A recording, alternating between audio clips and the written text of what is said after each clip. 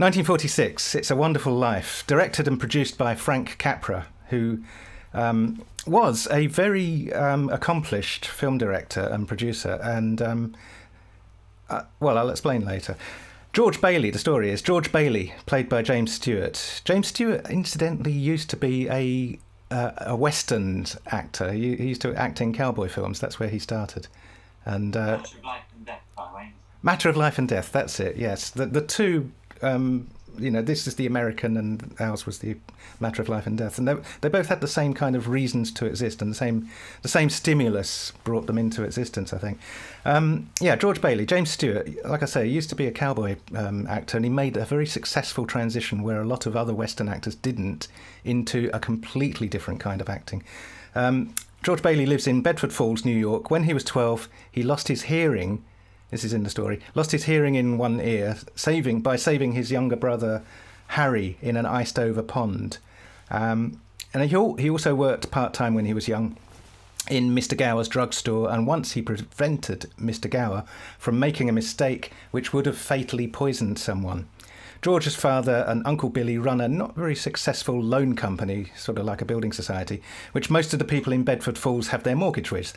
One of the directors is Mr. Potter, who has his fingers in pies. Why do they call it fingers in pies? You don't want to... Anyway, who has fingers in pies in most of the businesses in town and wants to shut down the loan company because he's evil.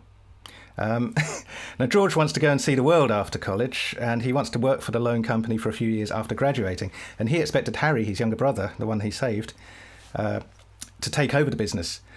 Their father has a fatal stroke, so George takes over for a few months instead of the tour to stop Potter from liquidating the business. George gets married to Mary, then a banking crisis occurs because Potter calls in the loans for the business. World War II happens very quickly in this film. It's just a very quick montage. Not exactly like in real life. Harry serves, George doesn't because of the ear problem. The day before Christmas is a big celebration for Harry. Also, a bank examiner turns up to do a routine audit. The whole thing is structured like a pantomime. Uncle Billy goes to the bank to deposit $8,000 in cash. Now, in 1945, that would have been equivalent to $8,000 in cash. He accidentally folds the cash envelope into a newspaper, absent-mindedly, and he gives the newspaper to Potter, the evil one. And then he can't find the money. Potter sneaks away.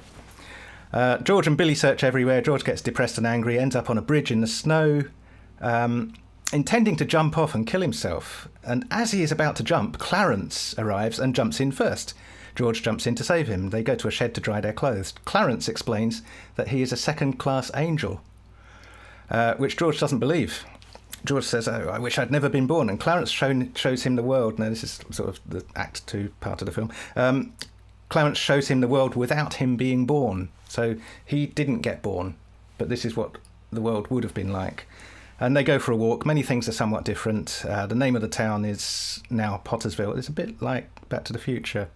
The name of the town is now Pottersville. There is actually a film called Pottersville, which is influenced by this piece. Most things are now bad or worse. Nobody knows him because he never existed. He sees his brother Harry's grave, drowned at age 9. Mary never married, and worse, she works at a library. They're making that sound like a bad thing. George pleads to go back. He gets his wish. He's back in his own reality. This is Mr. Potter here. He comes back home. Everybody's been waiting for him. He's happy. Everyone is happy. Also, he's going to be arrested. But the townspeople have gotten together and supplied the missing money so he doesn't get arrested, and the loan company's debt is covered. The bank examiner is happy. Inside George's coat, is a letter from Clarence. So this is another similarity with the other Matter of Life and Death. A piece of paper gets transferred from the other world to this world. Inside his coat is a letter from Clarence, who now has his wings. As an angel.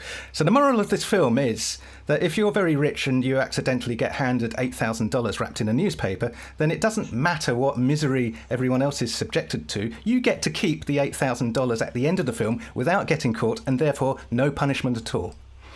Now, when this film was released, it actually did very badly, but people don't realise. People think it's an extremely successful film. No, it was a bomb.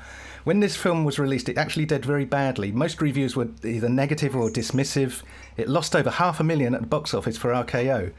And I mentioned Frank Capra was an established, respected director. This basically finished his directing career. He did continue directing, but he only did mundane things like documentaries and corporate films for the rest of his life.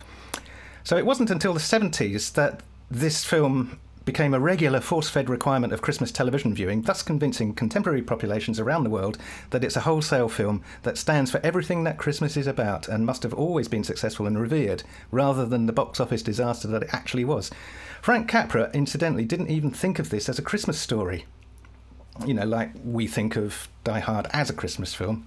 He didn't think of this as a Christmas story. We certainly do now.